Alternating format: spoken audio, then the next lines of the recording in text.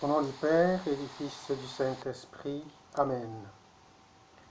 Bien-aimés, chers amis, durant cette année, depuis le 8 décembre 2020, le pape François a publié une lettre pastorale intitulée Patris Corde, avec un cœur de père. Et à travers cette lettre pastorale, le Saint-Père nous invitait à dédier une année spéciale à Saint Joseph. Saint Joseph, ce personnage, cet homme juste et pieux, cet homme religieux que Dieu a donné comme époux à la Vierge Marie et comme père adoptif, comme père protecteur à Jésus, son Fils. Nous voulons dédier quelques instants pour pouvoir méditer sur ce personnage. Commençons déjà par dire que du point de vue étymologique, le nom Joseph vient de l'hébreu Yoshef, et qui est l'abréviation de Yoshef El, qui signifie que Dieu ajoute, que Dieu ajoute.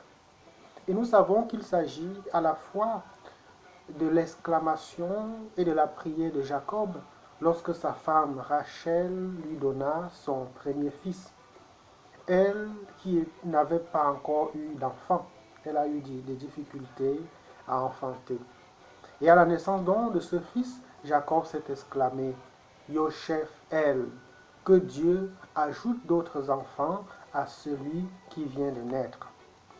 Et la prière de Jacob, nous le savons, a été exaucée avec la naissance notamment de Benjamin, le frère cadet de Joseph. Nous commençons donc par ce parcours biblique pour découvrir le personnage de Joseph dans l'Ancien Testament. C'est bien le fils de Jacob, la première fois où apparaît ce nom dans le livre de la Genèse. Le fils de Jacob, c'est lui qui sera rejeté par ses frères, vendu en Égypte, mais dont la main de Dieu a conduit et il est devenu le superintendant du pharaon en Égypte. Le nom Joseph est donc un nom en soi chargé de bénédiction. Il exprime la bienveillance de Dieu qui fait naître la vie, qui prend soin de la vie même lorsqu'elle est menacée et qui ne se venge pas contre ses ennemis. Au contraire, il pardonne et protège. Nous saluons donc toutes les personnes qui portent le nom Joseph, qu'ils soient des sources de bénédiction pour leur famille et pour l'humanité. Que là où la vie est menacée, qu'elles travaillent ces personnes-là à défendre et à protéger la vie. Bien-aimés, chers amis, si tu portes le nom Joseph, rends grâce à Dieu. Mais surtout, que ta propre vie reflète la signification de son nom.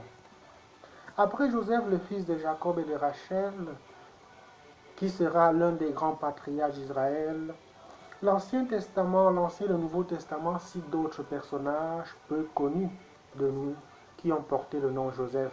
Nous pensons à Joseph, fils de Zacharie, que nous pouvons lire en 1 Maccabée chapitre 5, versets 18 à 19. Joseph, fils de Judas Maccabée, dans le deuxième livre des Maccabées, chapitre 8, verset 22. Joseph aussi, fils de Yonam et père de Siméon, dans la généalogie de Jésus, selon saint Luc, chapitre 3, verset 30. Il y a aussi Joseph, fils de Matthias et père de Yanaï, dans la généalogie de Jésus, toujours selon saint Luc, chapitre 3, verset 24 et 25. Il y a Joseph d'Arimathie, celui qui, avec Nicodème, aide, n'est-ce pas, à ensevelir Jésus après sa crucifixion. Il y a aussi un autre Joseph, Joseph Barsabas, surnommé Justus, l'un des candidats à la succession de Judas. Et puis Joseph Barnabé, qui a collaboré avec Saint Paul pour la mission. Bien sûr, notre Joseph, Saint Joseph, époux de la Vierge Marie, de laquelle est né Jésus, qu'on appelle Christ. Comme vous pouvez le remarquer, le nom Joseph était un nom bien connu depuis l'Ancien Testament. Et entre le premier, c'est-à-dire Joseph, fils de Jacob et de Rachel, celui qui, vendu par ses frères, devient providentiellement le sauveur, le libérateur, le serviteur fidèle de sa famille en Égypte, et Joseph de la tribu de Juda, époux de Marie et père protecteur de Jésus, entre ces deux-là, l'histoire biblique nous montre que porter le nom Joseph, c'est être investi d'une mission spéciale de protecteur et de défenseur de la vie. Quelle merveille! Et nous comprenons, n'est-ce pas, comment tout nom est chargé de sens, est chargé, n'est-ce pas, de signification et de mission. Bien-aimés, voilà pour notre première séance. Restons attentifs. Nous allons progressivement entrer dans la découverte de ce personnage. Que Saint Joseph nous aide par sa prière, qu'il soit pour nous un exemple. Et nous pouvons répéter ensemble cette prière à Saint Joseph. Salut, gardien du Rédempteur, époux de la Vierge Marie. À toi, Dieu a confié son Fils. En toi, Marie a remis sa confiance. Avec toi, le Christ est devenu homme.